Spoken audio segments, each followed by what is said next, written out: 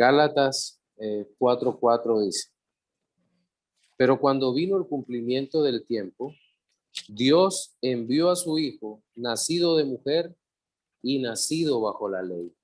Entonces, esta parte es bien interesante porque nos habla de el tiempo de la venida de nuestro Señor Jesucristo, la plenitud del tiempo, el momento en que Dios desde la eternidad decidió el momento en el cual su Hijo se hiciera hombre, se encarnara, para de esta manera consumar la obra redentora que ya desde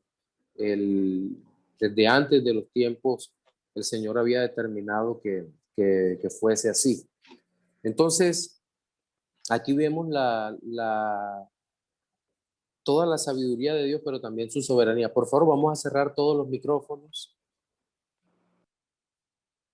Entonces vemos no solo la soberanía de Dios, sino también su soberanía en su accionar en la historia. Ya habíamos dicho que Dios es soberano en la historia y que nosotros como creyentes no podemos simplemente ver la historia como una serie de datos y fechas que ante nuestros ojos se van dando, en ninguna manera, sino que esos datos deben ser interpretados por los creyentes a la luz de la palabra de Dios, a la luz de lo que Dios es, a la luz de lo que Dios revela.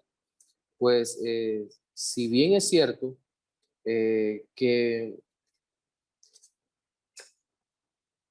la historia tiene un desarrollo y que solo la Biblia es inspirada, porque solo la Biblia, la historia de la salvación es inspirada por Dios, y es normativa como habíamos expresado. También es cierto que el resto de la historia, los creyentes, no podemos hacer una interpretación secularizada de esa misma historia, sino que estamos llamados a hacer una interpretación adecuada de acuerdo a la escritura de lo que realmente es la historia. Lo decimos porque muchas veces hemos dejado que la historia de la iglesia sea acomodada para el servicio de alguna denominación en particular y no debería ser así. Los hechos deben relatarse con sinceridad, pero también a la luz de la soberanía de Dios. Bien, entonces vamos ya a empezar a revisar nuestro video 3. Video 3. Por acá tengo varios de los temas que han sido tocados en este video 3. Ya en la clase pasada vimos hasta el video número 2 y pues acá ya entramos a mirar el 3. Lo primero que tenemos que hablar es sobre los principios de la historia de la iglesia. ¿Alguno recuerda cuáles fueron esos principios esos 5 principios que el doctor Belcher en su exposición en el video 3 los presenta, luego los desarrollamos entre todos, pero los tienen registrados en sus agendas, en sus computadores?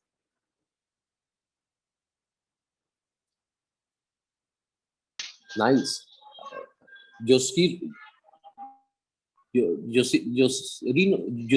Hola, hermano. ¿Cómo estás, mi hermano? Me va a tocar decirte Chávez, pero Chávez es el bueno. Sí. Sí. No sé si me confundo con las ramas de la historia de la iglesia, me parece, ¿o no? No, los principios, el video 3 de Tom. Si lo tienes, lo dices. Si no, por acá veo que Brian tiene la mano levantada. ¿Le damos paso a Brian mientras tanto? Sí, hermano, porque ando perdido un poco con los apuntes. Bueno, dale, tranquilo. Brian. Buenas noches, mis hermanos que nos noches. acompañan. Buenas noches. Buenas noches. Bueno, yo anoté 2 de los que me llamaron mucho la atención. No tengo los fueron? 5. Persecución y no acomodación. Perfecto. Y lo otro, que los hijos de Dios siempre han sido minoría. Okay. Lo que le llamó como el remanente. El 1 y el 3. Exactamente. Sí. ¿Alguien más los anotó?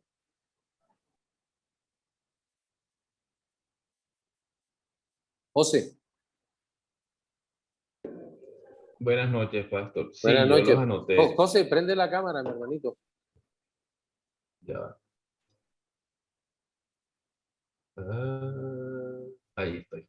Ok, ok. Yo tengo maquinaciones de Satanás, pero no recuerdo si este es el Ese es título el bien, 2. el 2. Sí, ataque del El enemigo. 3, el 3 dice, el pueblo hace la obra de Dios, casi siempre es una minoría. Ok, Dios usa la minoría y en esa minoría usa individuos. ok. Eh, la quinta es lo del canon, la La lección del lección del pasado. pasado. Ok. Muy bien. ¿Qué tal? Bueno, vamos a aprovechar los que han tomado las notas. Brian, ¿podríamos desarrollar la primera los primeros de los principios de la historia de la iglesia? Sí, claro, pastor. Le hablo acerca de la persecución y no acomodación. No, no, la- sí, sí, sí, ese. Persecución y no acomodación. Adelante. El tema de la persecución, pues tenemos entendido que durante los primeros siglos de la Iglesia, el Imperio Romano ejerció sobre el cristianismo gran opresión. Y además de lo que significó también persecuciones del judaísmo, todo esto, a pesar de que eran presiones que intentaban mitigar como esta disipación del evangelio, antes hizo fue todo lo contrario. Ejerció dentro del cristianismo no un ánimo de estar siempre con un estilo de vida en paz, favoreció el que estas persecuciones expandieran más el evangelio. Mientras en ciertas ciudades eran reprimidos, pues se iban a otros lados y compartían del evangelio. Esto hizo que hubiera como ese ambiente de prosperidad para que los cristianos profesantes, en medio de todas estas dificultades, eh, compartieran de su fe en su vida diaria. Sí, claro, y eso lo vemos, fíjate, no solo cuando al inicio del segundo siglo y luego pasan más de 100 años sin persecución. Recordemos que las persecuciones más terribles, por decirlo así, la primera de Nerón, que todavía la registra en el libro de los Hechos, son perseguidos los creyentes, son expulsados los judíos de Roma, en fin, hay una persecución fuerte allí, pero no es la más fuerte. Después hablamos de Vespasiano, de Domiciano y finalmente vamos a ver la persecución de Diocleciano, aunque hubo persecución por parte de Marco Aurelio. Es decir, vamos a encontrar todas esas persecuciones en diferentes momentos y más allá de las persecuciones en sí mismas, lo que Brian nos está diciendo es lo que debemos tener en cuenta. La persecución sobre el creyente no permite que la iglesia se acomode, muestra también que la iglesia está separada del mundo, eso es fundamental.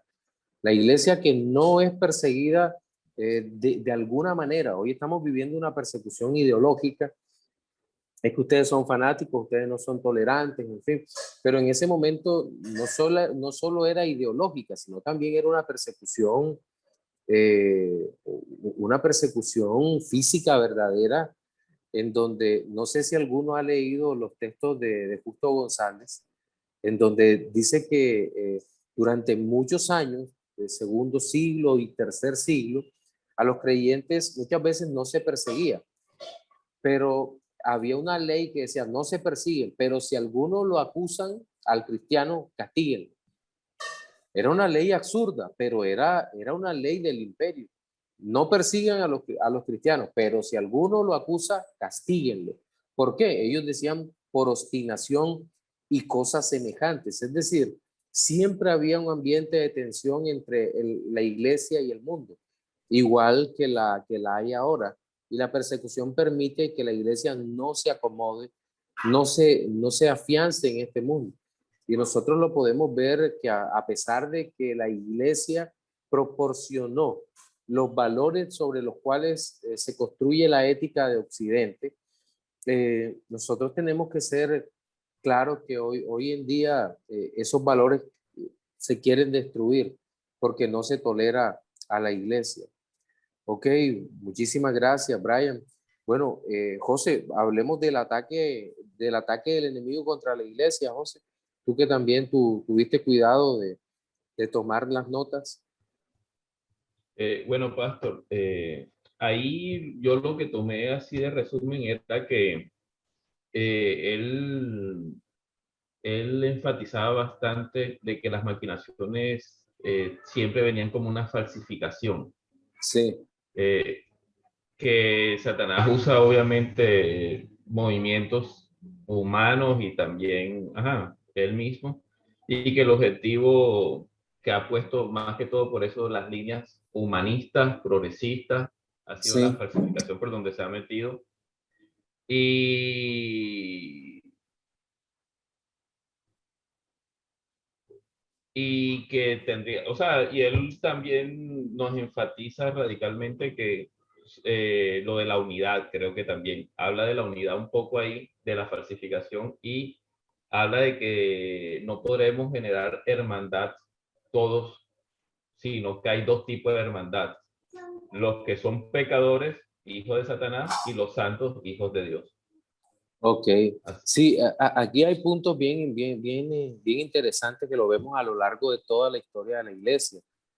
Fíjense que se ve tanto en la escritura, en la palabra revelada, en la historia revelada, como a partir del siglo segundo, donde empezamos a ver la narrativa de la historia de la iglesia.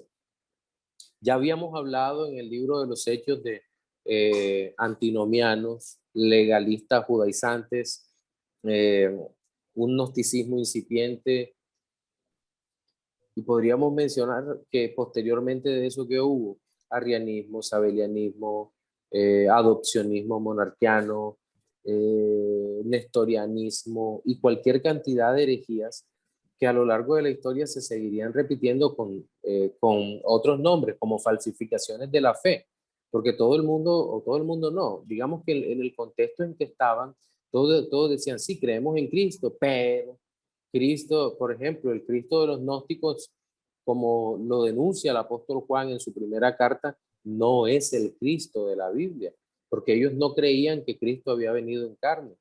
Y posteriormente vamos a encontrar el mismo asunto una y otra vez que se repite a lo largo y ancho de la historia, la falsificación de la fe.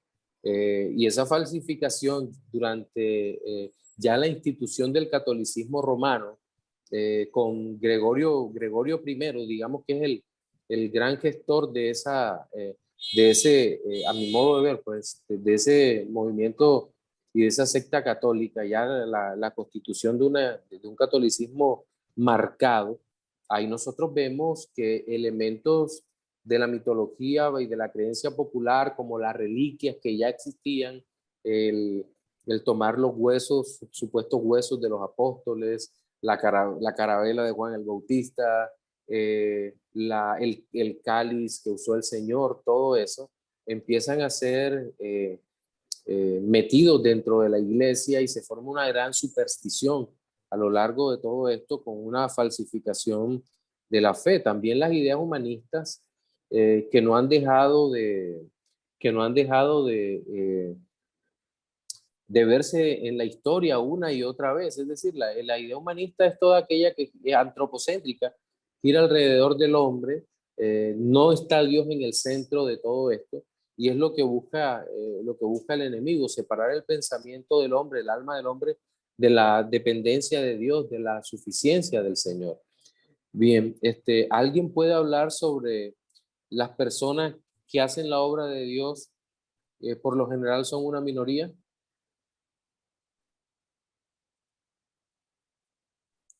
Brian. Sí, pastor.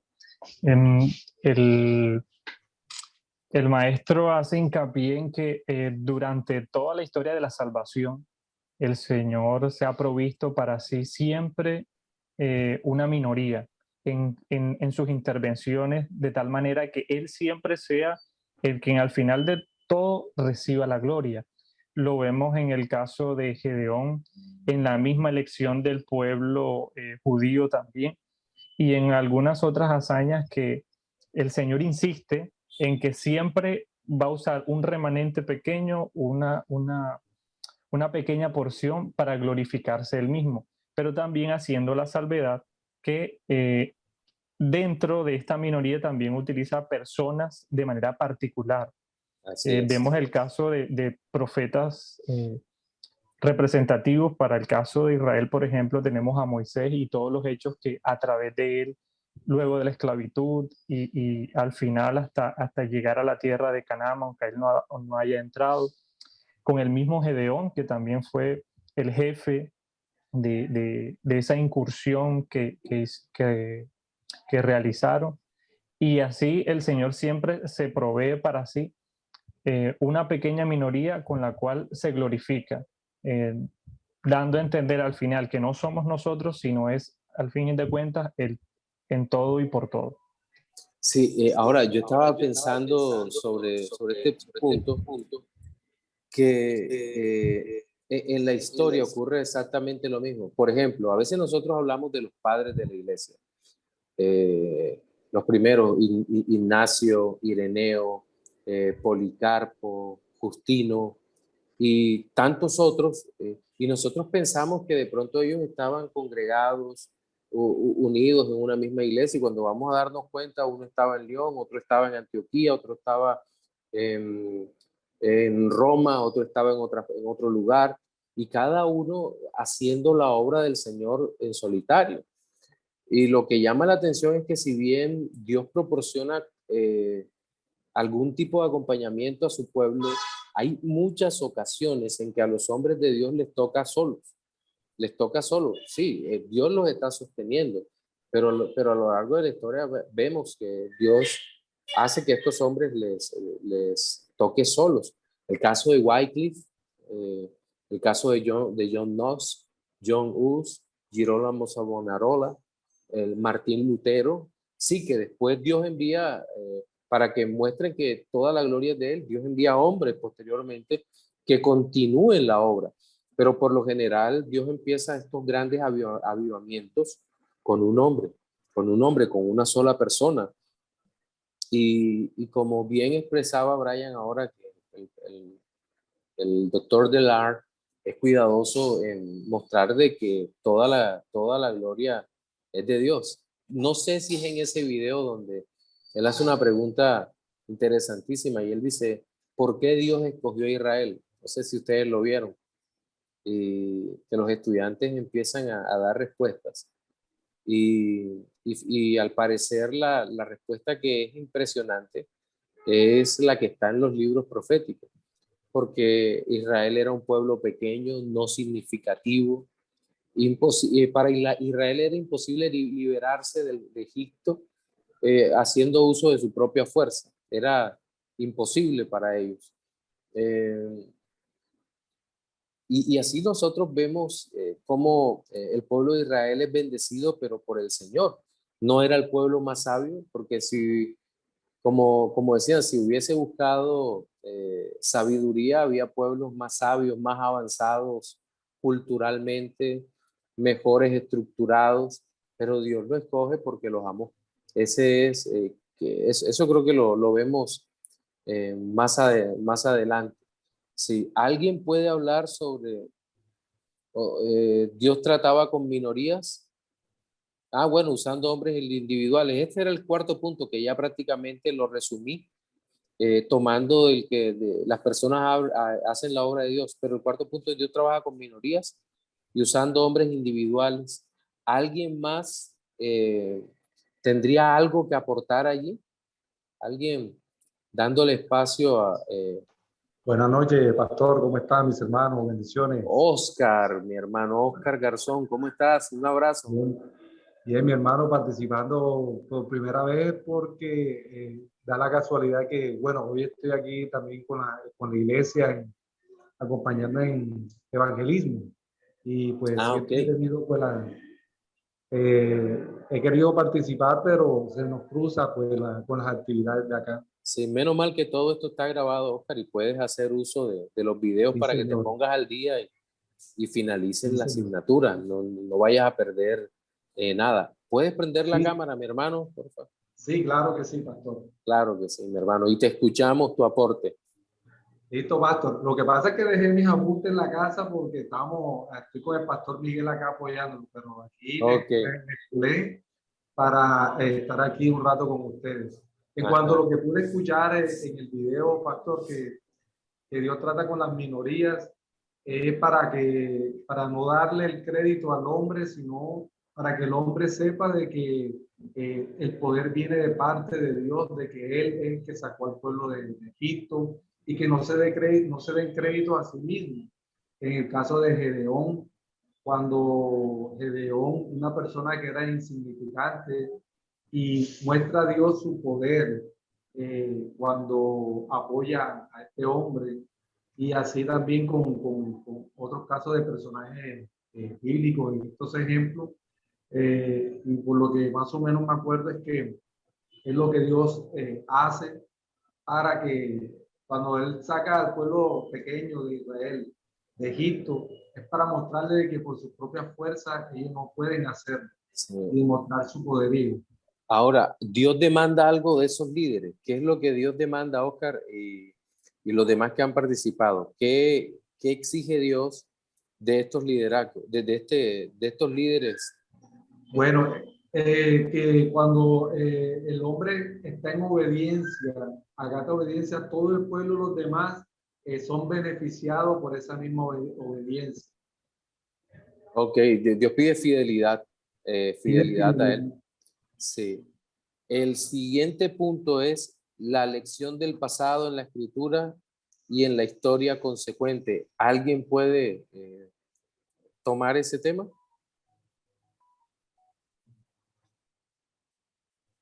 Naisel, Gaspar, Liliana, Marta.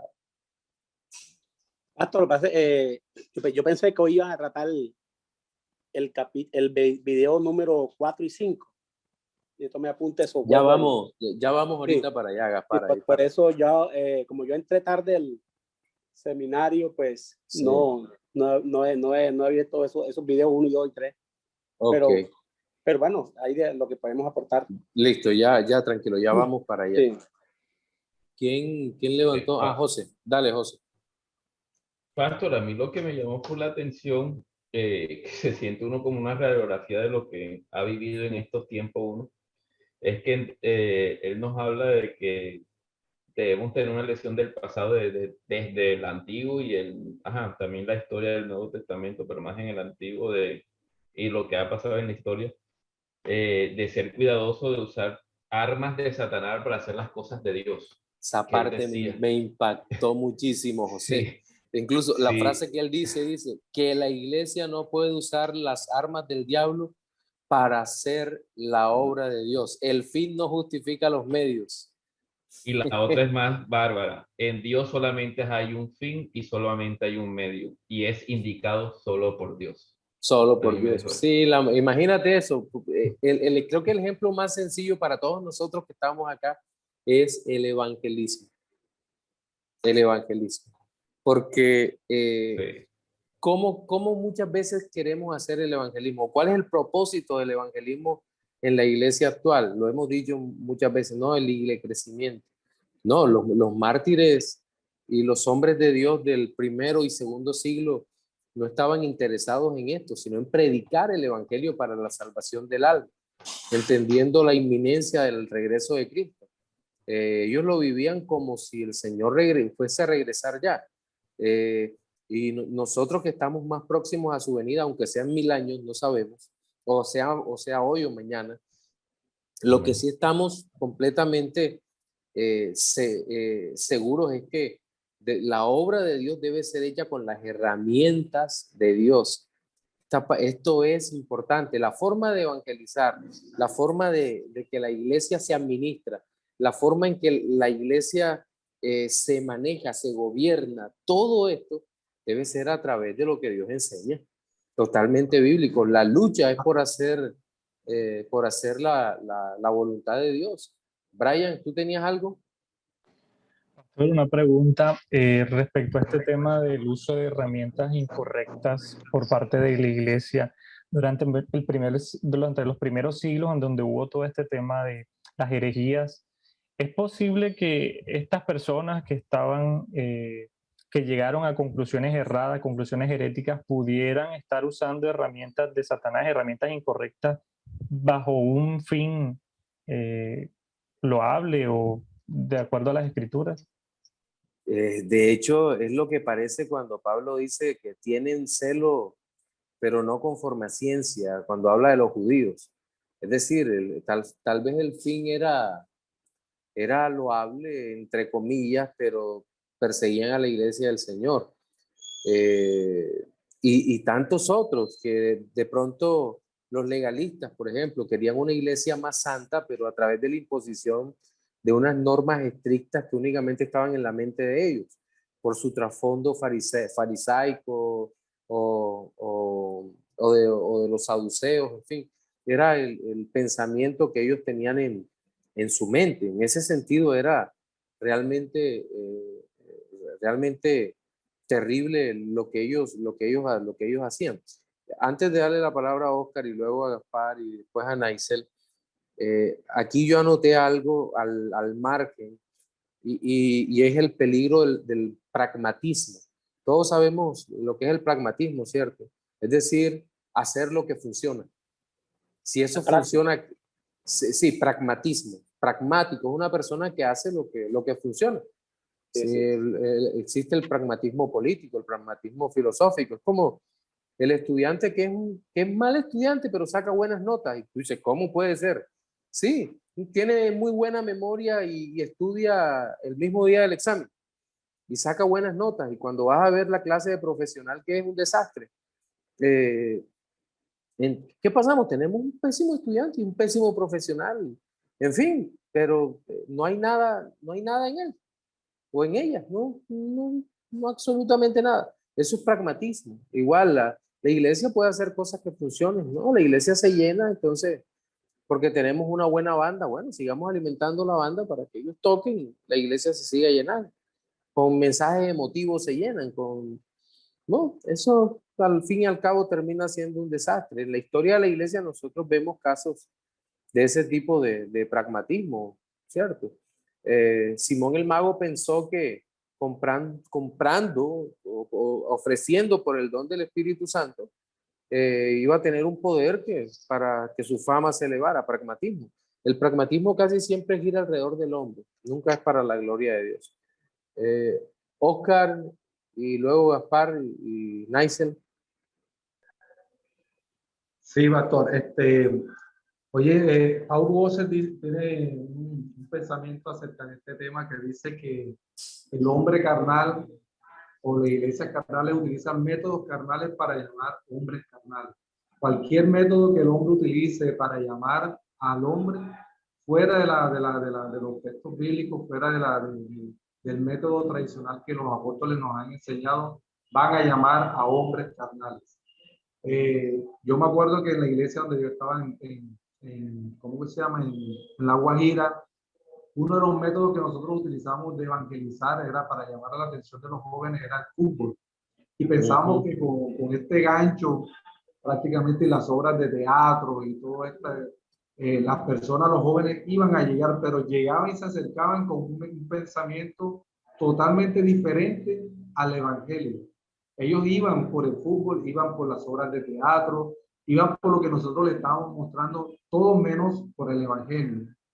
Y utilizar estos métodos para evangelización son métodos totalmente carnales, fuera de sí, que lo que va a llenar son iglesias, pero de gente carnal que no van a buscar de Dios, sino que van a buscar es satisfacer sus propios deseos, sus deseos egoístas y todo esto. Por Claro, eso, fíjate que el catolicismo romano lo que hace es sincretismo, mezclar la religión popular, la mitología popular con el cristianismo, le asigna nombre a sus dioses paganos y los incluye dentro de un nuevo panteón de santos que es creado por este tipo de pensamiento durante toda la historia y desarrollan una teología en esa dirección. Y lo que hacen es, sí, la iglesia la llenan porque el misticismo popular está allí en la iglesia y principalmente durante la Edad Media, la gente empieza a llegar de esta forma a la iglesia católica y es el mismo método que será usado luego en América Latina, incluso post-reforma, para que la gente no vea la realidad. Oscar, termina lo que estabas diciendo, mi hermano, y disculpa la interrupción. Sí, eso era todo, pastor, que estos métodos prácticamente llenan grandes iglesias, por eso vemos que las iglesias hoy en día modernas se llenan exponencialmente, hacen shows de todo tipo, manejan mucho las emociones, la psicología Claro, y sí. todo esto, pero son métodos carnales fuera extrabíblicos. Así Meten un es. versículo, pero no tienen nada que ver con... Claro, pero cómo funcionan, los usan, sí. Naisel. Oye, Gaspar no iba a hablar. Sí, sí, Gaspar. claro, claro. Ah, Sí, bueno, pastor. dale, Buenas dale, noches, mi buenas hermano. noches, pastor, a todos. Sí, pastor, interesante el tema. Bueno, yo pude también, aparte del video, investigar de que, voy a poner la cámara para que puedan ver, pude investigar de que realmente la persecución no solamente, o sea, la persecución fue a nivel mundial, por el Imperio Romano, ¿sí? Pero la persecución no solamente fue por los emperadores romanos, un 1% de esa persecución era por los mismos judíos. Claro. Y había un lapso de tiempo entre paz y persecución. Entonces, cuando ya los emperadores romanos empiezan a perseguir a los cristianos, la pregunta es, ¿por qué lo perseguían? O sea, a veces nosotros pensamos que solamente la persecución fue por causas religiosas, pero la persecución fue por causa política, también religiosa, social y económica. Por ejemplo, en la política, perseguían a los cristianos porque proclamaban otro rey y otro reino. O sea, ellos adoraban a los emperadores. El ser cristiano era incorrecto porque decían que tenían que someterse a esos emperadores que eran catalogados como rey de reyes y señor de o dios de dioses. Por ejemplo, Herodes fue uno de esos que se perturbó cuando quiso matar a Jesús. Por eso él quiso matar a Jesús. Y en lo religioso, los cristianos no predicaban a un Dios más, sino a un único Dios, y ellos eran muy politeístas. Entonces, es una causa religiosa. Aparte de que en la Santa Cena ellos creían que prácticamente que ellos practicaban, que los cristianos practicaban el canibalismo, porque ellos literalmente, según ellos, se comían literalmente el cuerpo de Cristo. Y también ellos, los emperadores romanos decían que los cristianos practicaban el incesto, porque como ellos se llamaban entre ellos hermanos y se casaban entre ellos, entonces mira, se están casando entre mismos hermanos. Y la causa social era porque ellos incitaban a todo el mundo a que por la fe cristiana todos éramos iguales ante Dios. O sea, no había ni clase alta, ni clase baja, ni clase media. Y por último, la causa, digamos, la persecución también tuvo una consecuencias económicas, una causa económica. Y en la económico está el que ellos, como adoraban muchos dioses, por ejemplo, ellos adoraban a la Virgen del Carmen, a la diosa Diana. Pero la Virgen del Carmen todavía no, porque no sabía. Eso te iba a decir. Sí, porque no se había instituido la religión católica como oficial. Eso fue siglos después. Pero de diosa Diana, en hecho lo dice, ellos hacían ganancia con esa idolatría. Entonces, ¿qué pasa? Cuando llega ya el cristianismo, que no adoran a esas diosas, se les acabó el negocio a toda esa gente que adoraban otros dioses. Sí, claro. Entonces, aparentemente uno nada más dice, no, que fue una causa, la persecución fue religiosa, no, fue consecuencias económicas, políticas, económicas, culturales, sociales. Sí, por todo lo que el cristianismo empezó a significar allí. Naisel. Buenas noches, pastor, y a todo el pueblo santo. ¿Me escuchan? Sí, perfectamente, pero no te vemos.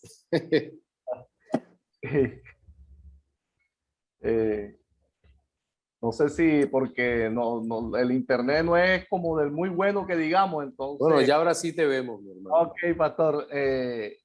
con relación a, y también pido perdón, excusa, porque estoy un poco desordenado con mi apunte.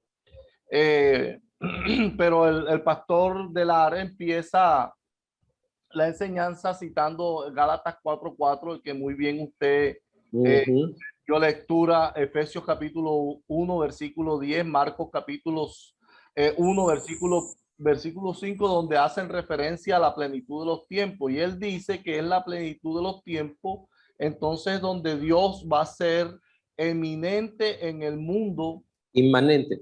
Inmanente, así es, pastor, gracias. Y es donde Dios, o donde, perdón, se anuncia la intervención de Dios en este mundo. Entonces dice que Cristo es el foco de todo este cumplimiento del tiempo. Es lo que también recuerdo allí y en lo que he leído en lo de Justo L. González, porque le castigaban a los cristianos de ese tiempo, era para ellos no perder también su autoridad como imperio. Ok, Geisel, muchísimas gracias. Bueno, después de esto viene cómo está dividida la historia de la iglesia dentro del mismo video, donde vemos que del año 30 al año 500 después de Cristo hay una gran progresión de la iglesia, pero del 500 al 450 al 950 viene un periodo de regresión, mientras que nuevamente del 950 al 1350 hay un nuevo periodo de progresión, y entre el 1350 hasta el 1500 hay una regresión y se acentúa la autoridad del papado, tanto que empieza a perturbar de muchas maneras la iglesia, porque al subir la autoridad papal le quitan autoridad a la escritura. En este periodo del 1350 al 1500 después de Cristo, dice que mueren grandes héroes de la fe, como el caso de John Knox, John Hughes. El catolicismo persigue a los verdaderos creyentes. Se fundamentan algunos movimientos, o se inician algunos movimientos que después se desarrollarían a plenitud, como la Inquisición, o como le mal llaman ellos, la Santa Inquisición. Entonces, algunos creen que la historia de la iglesia, decía el doctor Delard, inicia en el año 100 después de Cristo, y ellos dan, entre otras razones, que es el periodo posapostólico, porque el periodo apostólico es único. Hay un trabajo, que el trabajo de los apóstoles ha terminado y la iglesia luego haría su propia historia.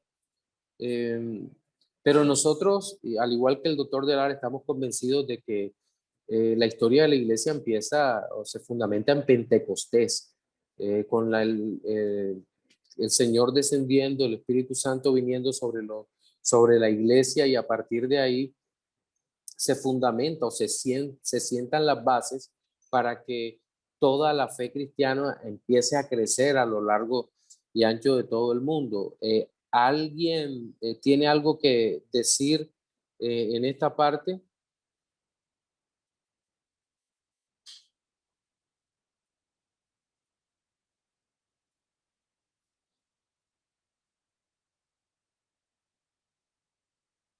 ¿Qué podemos decir de la época apostólica? Bueno, Gaspar. Pastor, sí, mire, lo que pasa es que me llama la atención en la época de la regresión del año 1350 al año 1500, ajá, donde esta es la etapa donde aparecen los pre-reformadores. Como usted bien lo dijo, o sea, John Hus, como Pedro Baldo, Wycliffe, Girolario, los husitas, los budenses, pero hay algo que ellos tenían en común, y todos condenaron la doctrina de las indulgencias. Ajá. Por ejemplo, Hus y Savonadora ardieron, y otros que fueron quemados en hogueras, Hus y Savonadora. Ninguno se retractaron de sus posturas. Algunos fueron excomulgados, todos fueron excomulgados por la iglesia romana. Tanto Baldo como Lolardo y los husitas se unieron al protestantismo. todos rescataron la autoridad de la escritura y la predicación en el idioma del pueblo en un tiempo en que hacerlo era muy peligroso. Así es, Gaspar. Hubo influencia sobre Hus. Sí, acuérdate que Wycliffe o sea hace una versión del inglés al inglés de las escrituras del Nuevo Testamento, algo que era una verdadera osadía en ese tiempo. Fíjate, Lutero decía, todos somos husitas sin saberlo. Qué buena frase. Sí. Sí.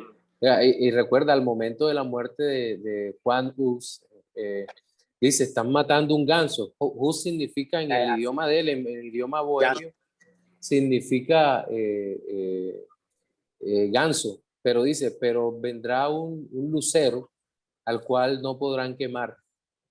Sí, eso parece... La pregunta que quedaría aquí, nosotros como cristianos creeríamos que la reforma la reforma protestante hubiese sido posible si no hubieran existido estos 4 hombres.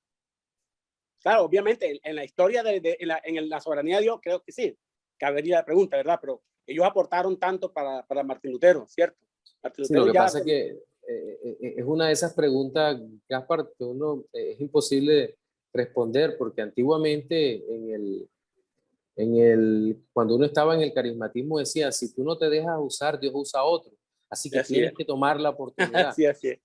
Y resulta que eso ni siquiera es por ahí. Con Dios es, lo haces tú o lo haces tú y punto. Como Jonás. Sí, así es sencillo, ¿no? Dios cuando ordenó algo en la escritura, al que se lo ordenó terminó haciéndolo. Y ya Dios es soberano. Liliana, levantaste la mano, Liliana Patricia. Sí, pastor. Adelante, te escuchamos. Prende la cámara también. Sí, bueno, yo anoté que en el periodo apostólico llega hasta el año 100, que en el 98 ya todos los apóstoles habían muerto, pero que la mayoría de las escrituras inspiradas comenzaron a ser aceptadas y establecidas. Sí. También que en el periodo apostólico, creo que eso lo mencionó el señor Gaspar, que habla acerca de los padres apostólicos y post-apostólicos, que ellos comenzaron a acomodarse a las enseñanzas de los apóstoles. Sí, claro. Y también el doctor Delar explica las razones que muchas veces se le llama a los padres de la iglesia padres apostólicos, que cuál era la razón, y él explicó eso más o menos lo que habíamos enseñado en su momento. Sí, Liliana, muchísimas gracias. Bueno, fíjense, también se habló sobre ese periodo, sobre el episcopado monárquico, cómo los papas tomaban el lugar de rey. Se habló de la apostolicidad, se habló de los padres apostólicos del siglo II, se habló de la época de los mártires, que dentro de ese periodo, desde ese primer periodo de gran progresión del año 30 al año 500, hubo una época de los mártires que empezó en el año 100 hasta el año 313 después de Cristo, donde Constantino emite el edicto de Milán, el edicto de tolerancia. Fueron torturados, asesinados muchísimos, solo por citar Ignacio de Antioquía, Policarpo, Justino, y entre las mujeres valientes, Blandina, que fue una tortura cruel y terrible, pero esta mujer jamás negó al Señor. Ella siguió adelante hasta que vio la gracia, la misericordia de nuestro Señor derramada sobre ella. Blandina también... fueron muchos los mártires que padecieron bajo las persecuciones romanas. También se habla de la época de los emperadores cristianos y de los patriarcas, pero eran cristianos en sentido eclesiástico, eran emperadores nominales. Recordamos lo que es el nominalismo, ¿verdad? Adherirse a una creencia mentalmente, pero jamás creerla. Entonces, la mayoría de estos emperadores, por conveniencia, la mayoría del imperio ya llegaba a ser cristiano. Entonces ellos toman la bandera del cristianismo y dicen, no, nosotros también somos cristianos. Muy parecido a lo que hacen los políticos hoy en día, sobre todo en épocas de elecciones. En esta época también decía el doctor Delar, ya te doy la palabra, Brian, que aparece el monasticismo, es decir, los monasterios, el ascetismo, y recordemos que Lutero fue un monje agustino. Brian. Pastor, respecto al tema de los mártires de la iglesia, quiero citar una frase de Arthur Pink que me llama mucho la atención, que dice, Dios tuvo un solo hijo sin pecado, pero nunca uno sin aflicciones. Tarde o temprano, de una u otra forma, pasaremos por pruebas duras y pesadas. Buena frase. Sí, señor. Porque realmente nosotros no estamos exentos de padecer, de padecer por causa del Evangelio. A todos nos toca de muchas maneras. Sí. ¿Quién más levantó la mano? Vi una manito levantada por ahí. Gaspar. Sí, pastor, a mí me llamó mucho la atención. Uno de los más, cuenta la historia, creo que fue Flavio Josefo, que Policarpo muere de una manera totalmente sobrenatural, porque una vez ya él iba en camino a ser crucificado, cuenta la historia de que él fue quemado vivo, y cuando estaba ardiendo en llama, el emperador, él no moría, o sea, el emperador los soldados se quedaron sorprendidos porque no moría y se estaba ardiendo en llama. Entonces cogieron una lanza, lo atravesaron y brotó agua del cuerpo y apagó la llama. Y ahí fue cuando él vino a morir. O sea, eso fue algo una cuestión sobrenatural. No sabemos si eso es fraude piadoso, Gaspar. Sí, o sea, no conoces esa historia. No sabemos si es fraude piadoso. ¿Sabes lo que es un fraude piadoso, cierto? Claro. Que es cuando los mismos creyentes mitifican la realidad. Hay varias versiones sobre la muerte de Policarpo. Hay una que se apagaron las llamas y luego tuvieron que darle muerte, pero que no se sabe por qué. Pudieron pasar tantas cosas. Sabemos que Dios tenía todo bajo control, pero con este tema del fraude piadoso hay que ser justamente muy cuidadoso. Muy cuidadoso realmente. Sí. De hecho, pastor, el escritor Justo González habla acerca de Santo Tomás y hacen también dan esa misma historia toda misteriosa y supuestamente milagrosa. Y en verdad, pues no, sí pues, pudo haber estado en ese lugar en la India, pero no con relación a ese misticismo que se le da. Sí. El tema es complejo porque la historia de la iglesia está llena, ha sido completada con leyendas. O sea, el núcleo de la narrativa es verdadero muchas veces, o de la tradición, pero hay tantas cosas místicas alrededor, supersticiosas, que no sabemos realmente muchas veces lo que pasó. Pues el cristianismo se ha llenado de demasiada superstición. José. Pastor, es que ahora que estamos estudiando esto, ahí es donde, bueno, me he contestado una pregunta que cuando leo los comentarios y hablan de las tradiciones, siempre ponen como en duda, o sea, esas historias. Por ejemplo, yo estaba leyendo un comentario, creo que de John MacArthur, y hablaba de Pedro, y él decía, al parecer la tradición dice que murió con su esposa y le dijo tal cosa, pero la ponen siempre, yo decía, pero ¿por qué ponen tanto en duda eso? Sí, pero ya ahora veo las explicaciones claras y concisas de lo que dice el profesor de la clase, que lo que sí podemos obtener como verdad absoluta y objetiva es lo que está en la palabra de Dios. La palabra de lo Dios. que está fuera del Así canon, tenemos que tener duda en la tradición y tomar eso, lo que se puede. Sí, Me hermano, parece genial. O sea, por eso yo en la pregunta Pastor, hice, tengo una dudita. Dale, José, dale. Una duda, Dígale. Pastor.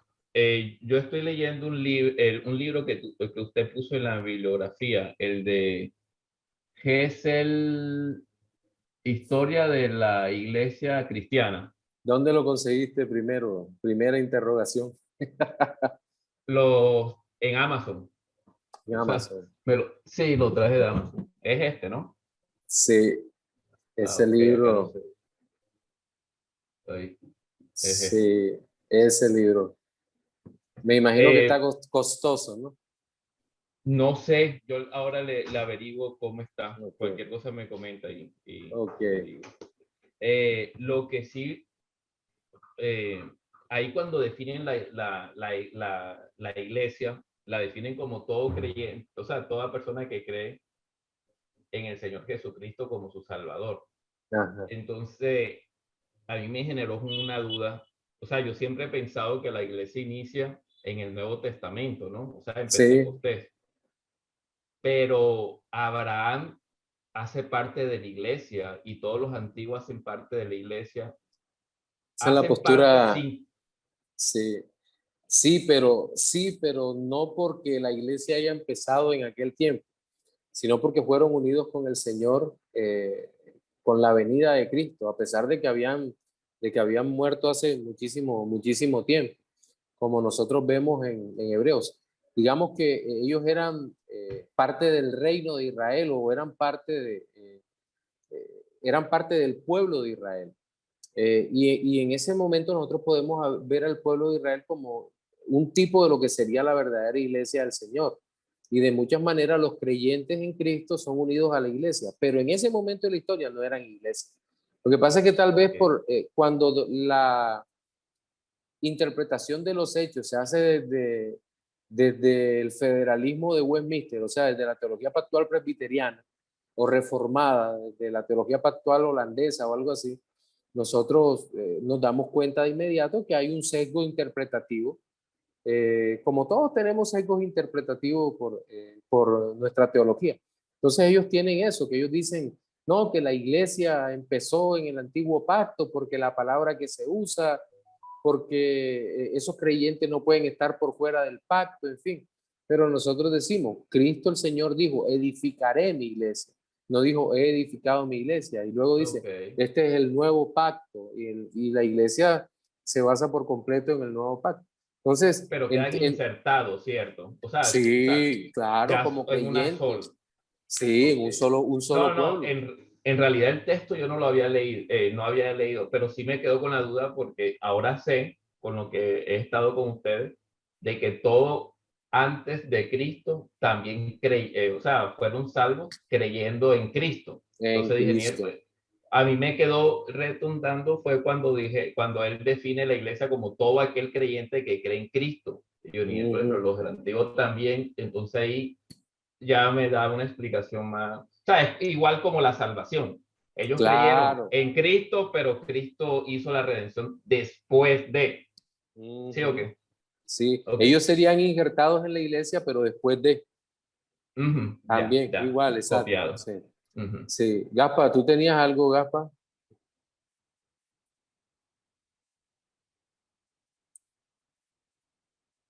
Lo que pasa es que ellos miraban hacia el futuro, miraban a Cristo en el futuro, como nosotros ahora miramos a Cristo en el pasado. Ok, listo, mi hermano, gracias. ¿Alguien más? Me pareció una mano levantada por ahí.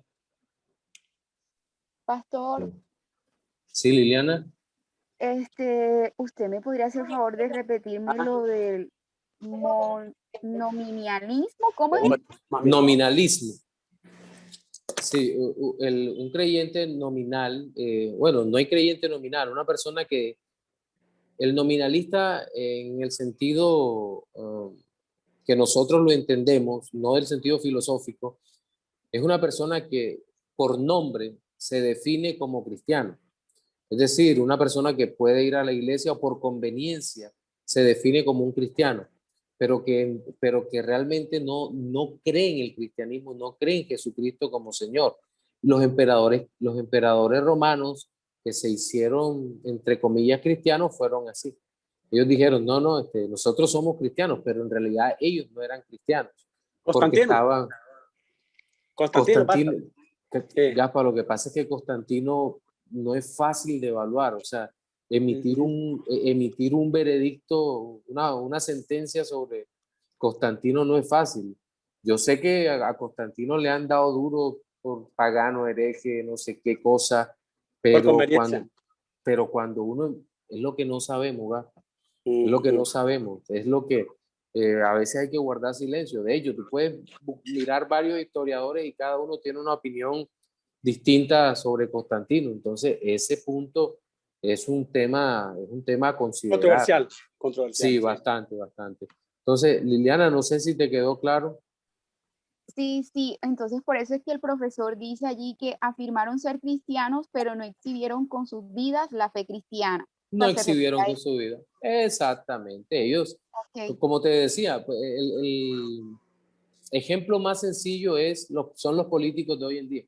En época de elecciones llegan, no los has visto, que llegan a todas las iglesias evangélicas, sobre todo las más grandes en Bogotá, y en todas reciben a Cristo todos los años. Todos los años de elecciones se arrodillan y hay otros que lloran, hacen una actuación tremenda.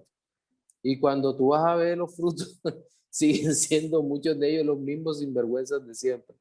¿Oíste? Como hizo un expresidente, que no voy a mencionar el nombre, estuvo en la iglesia, creo que fue en la iglesia de Castellanos, y después estaba en la Sierra Nevada con los mamos haciendo los rituales eso de hechicería y todo eso. Entonces tú dices, ay, no, esta gente son capaces de vender a la mamá con tal de de que la gente vote por ellos, de que lo entiendan. Ah, bueno. A ver, ¿qué más hay por acá? Porque este video tiene muchísimas cosas. Bueno, habla del periodo antiguo, en el 325, bueno, habla de algunos de los concilios ecuménicos. Por ejemplo, el concilio de Nicea, que fue en el año 325 después de Cristo, Nicea primero, porque hubo otro concilio de Nicea. Este concilio fue tan importante que a todo el periodo entre el 30 y el 325 después de Cristo se llama periodo anteniceno del cristianismo, periodo anteniceno. Y el periodo posterior, es decir, del 325 al 590 después de Cristo, se llama periodo postniceno. Y el profesor pone de relieve la vida de Agustín de Hipona. Agustín de Hipona nace en el 350 y qué, 58. Bueno, 350 después de Cristo y muere en el 400 algo. Y resulta que él hace la pregunta, entonces Agustín de Hipona es un padre pre o postniceno, y es un padre postniceno debido al periodo de la iglesia en donde nace. Luego habla de un periodo medieval, ¿se acuerdan? Del año 590 hasta 1517, que comienza con el pontificado de Gregorio I y termina el 31 de octubre de 1517. ¿Qué ocurrió el 31 de octubre de 1517? No vayan a decir que estaban celebrando Halloween allá en Alemania. Las 95 tesis. Las 95 tesis de Lutero fueron clavadas en la Catedral de Wittenberg, en Alemania. Sí. En ese periodo medieval nosotros encontramos la era misionera, que va del año 590 al año 1049 después de Cristo. La era misionera, es decir, una era de mucha expansión del evangelio, se llevó el evangelio a muchos lugares, pero ojo, fue también un tiempo de mucha superstición, en donde hubo avances, porque la idea a veces es que no hubo avances. Sí, hubo mucho avance de la fe. La era papal, que le llaman así por el movimiento tan fuerte del papado, que va del año 1049 al año 1294 después de Cristo. Y la era pre-reformada, de la cual hemos hablado, que va del año 1294 hasta el año 1517. Y en ese periodo es muy bueno que leamos lo que se produjo en ese periodo, porque como dice Manfred Svensson en el libro sobre el protestantismo y la continuidad histórica del pensamiento cristiano, Svensson es cuidadoso de mostrar que ese pensamiento viene a lo largo y ancho de toda la historia, el cristianismo puro, y que nunca dejó de ser.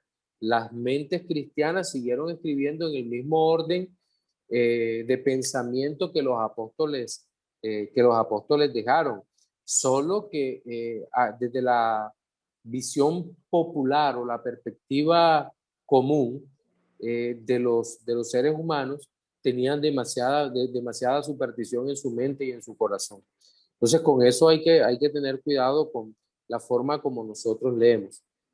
Luego viene el periodo moderno, que él habla desde el año 1517 hasta la actualidad, y en donde aparecen ya las denominaciones muy bien definidas, es decir, las iglesias reformadas, las iglesias luteranas, las iglesias bautistas.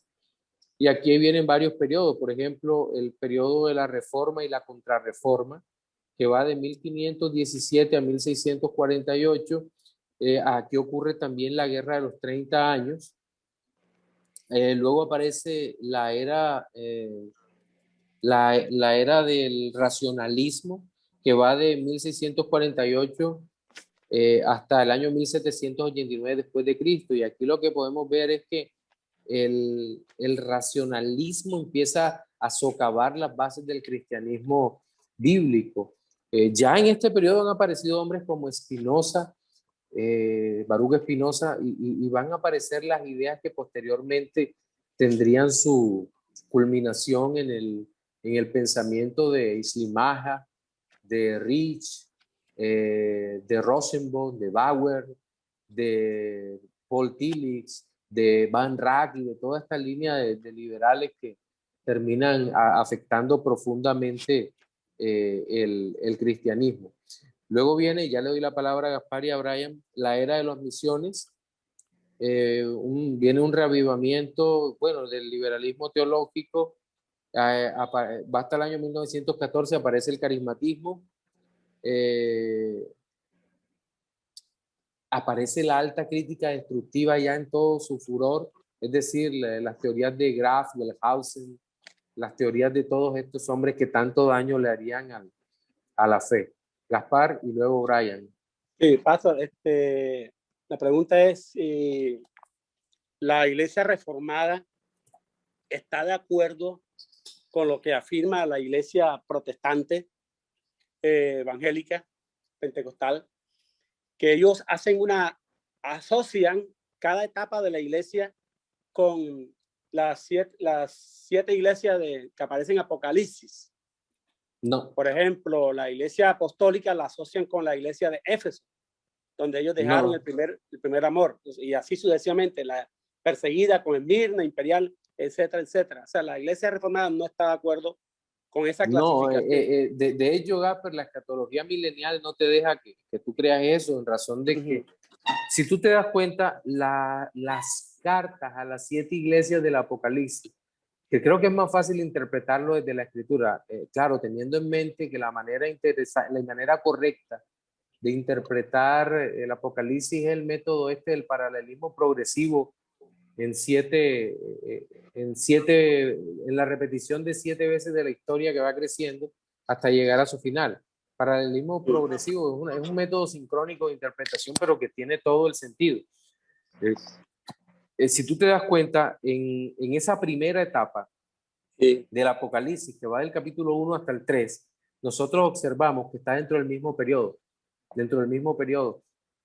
Lo que nosotros creemos es que en todas como están en nuestras confesiones de fe, tanto en Londres 1689 como en Westminster, termina en 1646, 48, en ambas confesiones de fe, dice, en todas las eras ha habido la iglesia más y menos pura. Hay momentos en que la iglesia está más pura, hay momentos en que no. Pero en todo tiempo Dios jamás se ha dejado a sí mismo sin testimonio. Dios hace como Él quiere. Mira, supuestamente entonces estaríamos en la época de la Odisea, la peor época, Y sin embargo, Dios está dando tremendos avivamientos que nosotros nos quedamos pensativos. Por ejemplo, el avivamiento. Ustedes han escuchado del avivamiento en Irán, el país musulmán. Está en esta época. Entonces tú dices, ¿pero qué está pasando? O el avivamiento en China. Fíjate, el doctor de Lara decía que en China el número de cristianos duplica al número de partidarios del PSC, del Partido Comunista Chino. Entonces estamos hablando de algo muy serio que el Señor está haciendo. Sí, la iglesia puede estar en un estado terrible, pero no podemos hacer generalizaciones, la iglesia, sino que en algunos lugares el Señor se está glorificando a través de iglesias sanas y en otros lugares no. Dios es soberano en todo esto.